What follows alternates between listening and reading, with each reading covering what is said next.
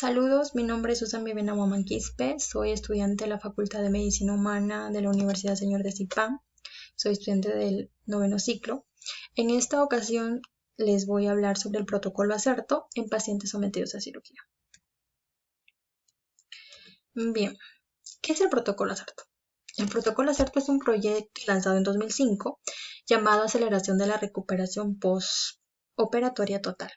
Este proyecto está basado en un programa europeo ya existente llamado ERAS. Bien, el proyecto ACERTO es un programa multinodal de cuidados perioperatorios.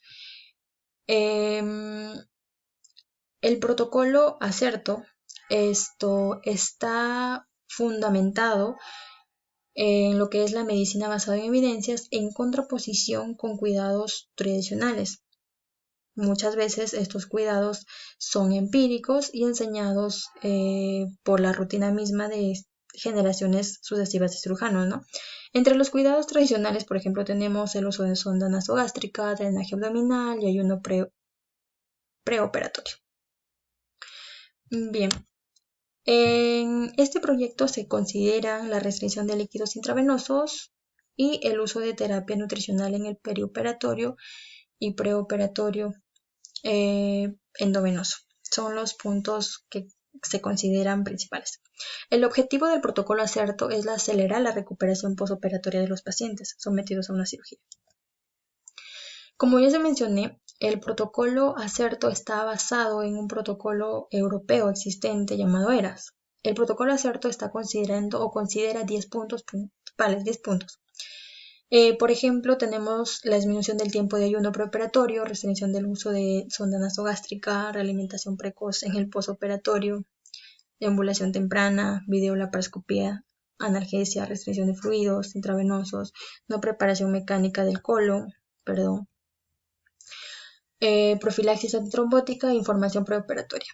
En los artículos que he encontrado respecto al protocolo consideran 3 puntos importantes: la restricción de fluidos intravenosos, la no preparación mecánica del colon y la restricción o la disminución del tiempo de ayuno preoperatorio.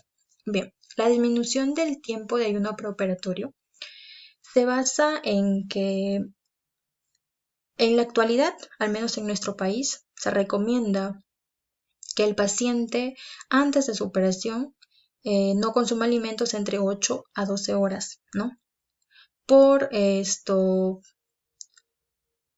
Para evitar complicaciones como por ejemplo lo que es aspiración, complicaciones pulmonares por aspiración, ¿no? De fluidos gástricos.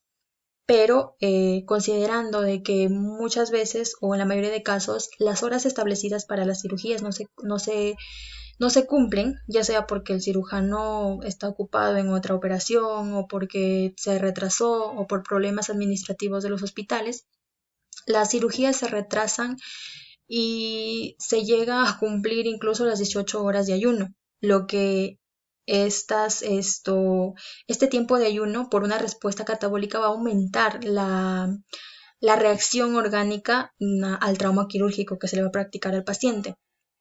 Por lo que expertos recomendaron que se debería consumir sustratos enérgicos de rápida absorción que no interfieran en el vaciamiento gástrico. Se recomendó lo que son soluciones líquidas enriquecidas con carbohidratos porque estas causan mayor satisfacción, menor irritabilidad, una respuesta catabólica reducida al estrés quirúrgico, por ende, una mejora de la recuperación postoperatoria de los pacientes, ¿no?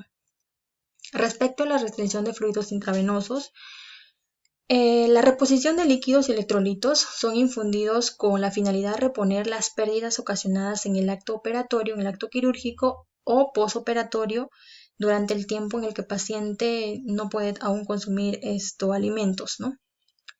Bien, se considera, o según este artículo, que el día antes o una hora antes de que el paciente ingrese a sala quirúrgica, se le administra entre 3.5 a 5 litros de soluciones endovenosas.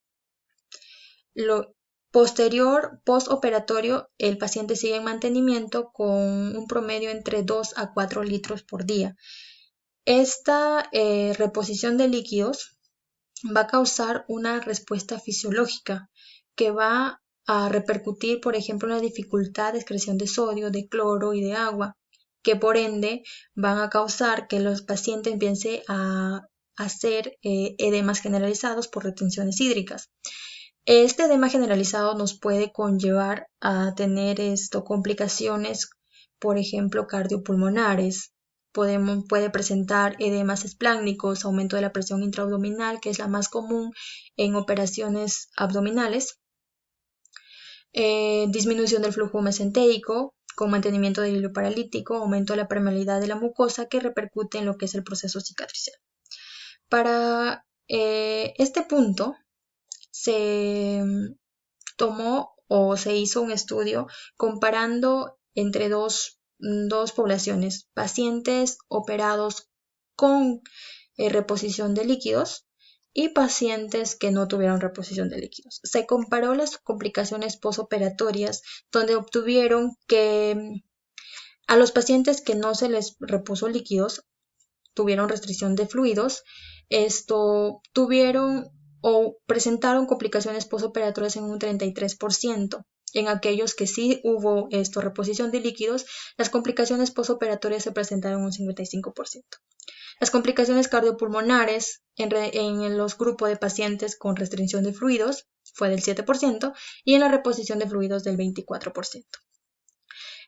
Lo que son las complicaciones realizadas a la cicatrización, en los pacientes con restricción de fluidos fue de un 16%, mientras que en la reposición de fluidos fue un 35%. Analizando esos resultados, pues podemos darnos cuenta que se debe considerar administrar la menor cantidad de fluidos intravenosos a los pacientes o en todo caso no administrarlas. Lo que respecta a la preparación mecánica del colon, esta se fundamenta en que se debe retirar las heces de los intestinos gruesos porque estas son un caldo de cultivo o tienen un índice de 10 a la 14 unidades de bacterias por cada gramo de heces. Entonces, se creía que por esta razón, por las heces, los pacientes hacían infecciones en los sitios quirúrgicos, ¿no? Pero, según este estudio, realizado en 5.000 casos, mostró que la incidencia de infección del sitio quirúrgico con la preparación de colon no variaba. Entonces, lo que se recomendó, bueno, no lo que se recomendó, sino lo que se obtuvo como resultado es que la preparación mecánica preparatoria del colon es prescindible, ¿no? En la actualidad, algunos médicos aún prescriben la preparación del colon, por ejemplo, en lo que es cirugías de colon derecho y resección abdominal, perianal del recto, y algunos médicos ya no lo prescriben en lo que es, por ejemplo, colon izquierdo, dispensan de este método. Bien, en el protocolo ACERTO hay condiciones o consideraciones que debemos siempre tener presente. Por ejemplo, en el preoperatorio y en el posoperatorio. En el preoperatorio se debe considerar dar información al paciente sobre su enfermedad y sobre lo que se le va a practicar y sobre los riesgos que corre. Después de también en el preoperatorio debemos considerar una evaluación nutricional, una evaluación de riesgo nutricional de los pacientes. En el posoperatorio se le debe informar al paciente qué se le realizó, cómo fue su operación y si es que presentó o no complicaciones. Y también se le debe dar instrucciones de cómo él puede ayudar a su recuperación para que pueda retornar rápido a su hogar.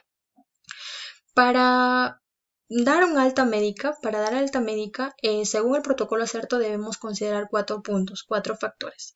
Tenemos, el paciente debe estar recibiendo dieta sin infusión intravenosa, el dolor debe estar ausente o controlado con analgésicos orales y, tenemos que el paciente debe estar deambulando solo o con poca ayuda. Y lo más importante que debemos considerar es que el paciente quiera ser dado de alta. Se debe preguntar al paciente si es que él se siente seguro o desea el alta médica. Bien, gracias. Estas son las referencias bibliográficas que he utilizado. Espero que haya sido de utilidad y me hayan comprendido.